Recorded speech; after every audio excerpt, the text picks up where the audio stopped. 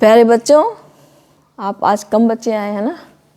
चलो, मैं पिछली बार जो मैंने आपको बताया था वो मैं फिर से रिपीट कर रही हूँ कि जब हम सत्संग में आते, कहीं भी, चाहे सत्संग में हैं या भंडारे में जा रहे हैं या कहीं गीता पाठ हो रहा है या भागवत हो रही है, आप देखते हो ना इस तरह की गद्दी लगी रहती है। फोकस करो हाँ बेटा, आप देखते हो ना इस तरह की गद्दी लगी रहती है ना, है ना, हर जगह लगी रहती है। तो बच्चों, मेरा ये कहना है कि वो गद्दी क्यों लगी रहती पता है?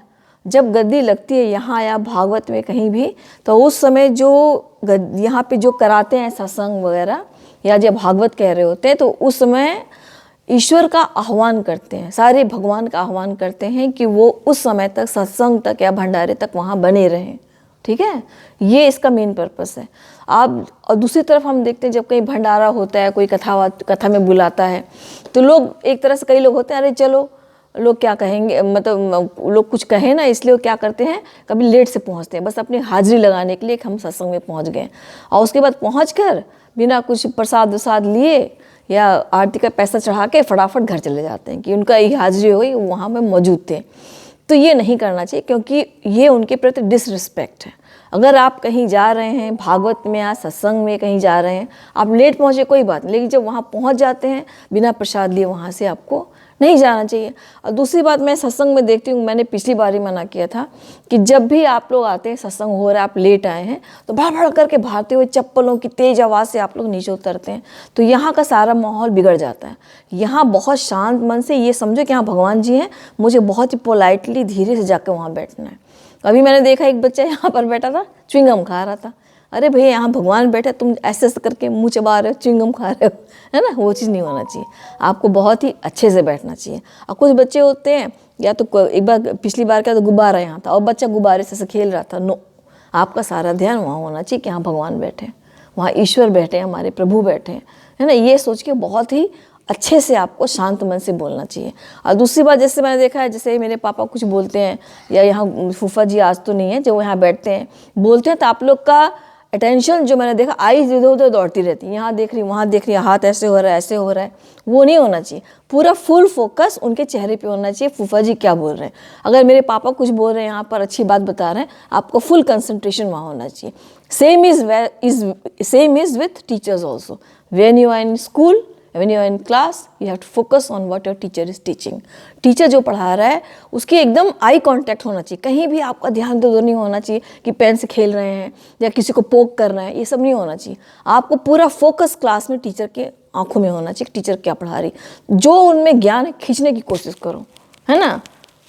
टीचर किसी को देता नहीं है, शिष्य जो होता है खींच लेता है। आप लोग खींचने की कला सीखिए, किस तरह से टीचर का सारा ज्ञान, या आप भागवत में कहीं जा रहे हैं, जो करा रहे हैं सत्संग, उनका सारा ज्ञान तुम्हारे अंदर आ जाए, उलट जाए सारा।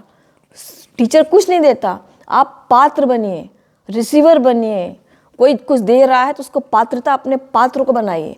हम उस काबिल बने कि सारी शिक्षाओं को हम ले लें, अपने अंदर डाल लें।